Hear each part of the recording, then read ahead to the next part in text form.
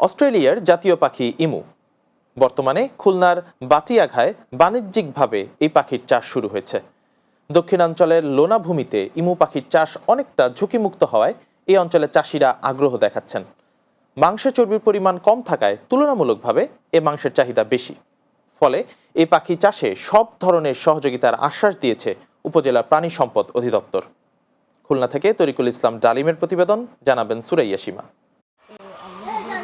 খুলনার বটিয়াঘাটা উপজেলার কিসমত ফুলতলা এলাকায় রাস্তার পাশে বালি ভরাট করে অস্ট্রেলিয়ার জাতীয় ইমু পাখি চাষের ব্যতিক্রমী উদ্যোগ নিয়েছেন বটিয়াঘাটা উপজেলার চেয়ারম্যান আশরাফুল আলম খান। এ পাখি নিরীহ প্রকৃতির, উঠতে পারে না, মুরগির মতো দলবদ্ধ হয়ে মাঠে ঘুরে বেড়ায়। ঠান্ডা ও গরম দুই অবস্থাতেই নিজেদের মানিয়ে নিতে পারে। খাদ্য হিসেবে ঘাস, শাকসবজি, পাতা ও নুড়ি পাথর খেয়ে থাকে। পাশাপাশি দ্রুত বৃদ্ধির জন্য ফিড খাওয়ানো হয়। প্রজননকালে এরা 3 থেকে 5 দিন পর পর ডিম দেয়। একটি পাখি 18 থেকে 35টি ডিম দিতে পারে। মূলত ইমু পাখি 18 মাস বয়স হলে ডিম দেওয়া শুরু করে। বাচ্চা জোড়ার দাম 10 থেকে 12 হাজার টাকা। 12 থেকে 14 মাস বয়সী একটি ইমু পাখির ওজন দাঁড়ায় 60 কেজির উপরে। তখন জোড়া প্রতি 60 থেকে 70 হাজার টাকা বিক্রি হয় বলে জানান ফার্মের ম্যানেজার। একদিনের বাচ্চা আনার পরে আমরা এটা পরিচর্যা করি। রেডিপিট প্লাস কলমি শাকের পাতা, মালঞ্চ শাকের এগুলো কুচাই কুচি করে দেওয়া হয়। বাচ্চা হচ্ছে জোড়া আপনার 18,000, 20,000, 25,000 পর্যন্ত। আর বড় ইমু বিক্রি করি এই জায়গা থেকে আমরা একটা 30,000, 35,000। এই পাখির চাষ একটু ব্যতিক্রম হয় মানুষের মাঝে ব্যাপক আগ্রহের সৃষ্টি হয়েছে। ফলে খামারটি দেখতে প্রতিদিন ভিড় করছেন অসংখ্য মানুষ। আমরা খুলনা থেকে বটিয়াঘাটা অস্ট্রেলিয়ান ইমু পাখি দেখতে আসছি।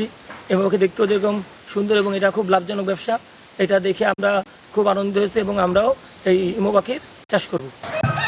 2017 সালে অস্ট্রেলিয়া থেকে ইমু পাখির বাচ্চা এনে চাষ শুরু করেন আশরাফুল। এই পাখি চাষের বিভিন্ন দিক তুলে ধরেন এই উদ্যোক্তা।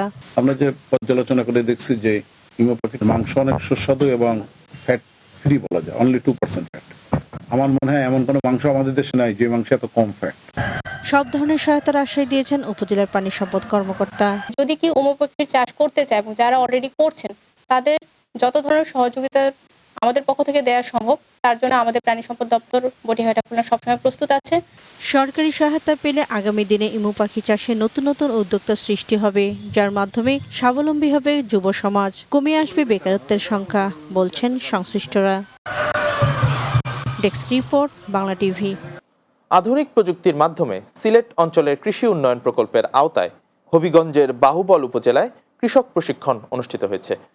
উপজেলার কৃষক প্রশিক্ষণ হলরুমে এ কর্মশালার আয়োজন করা হয়। এ সময় কৃষি সম্প্রসারণ অধিদপ্তরের উপপরিচালক মোহাম্মদ নূরে আলম সিদ্দিকী, জেলা প্রশিক্ষণ কর্মকর্তা মোহাম্মদ আশেক পারভেজ ও বাহুবল উপজেলা কৃষি কর্মকর্তা আব্দুল আউয়াল সহ অন্যরা উপস্থিত ছিলেন।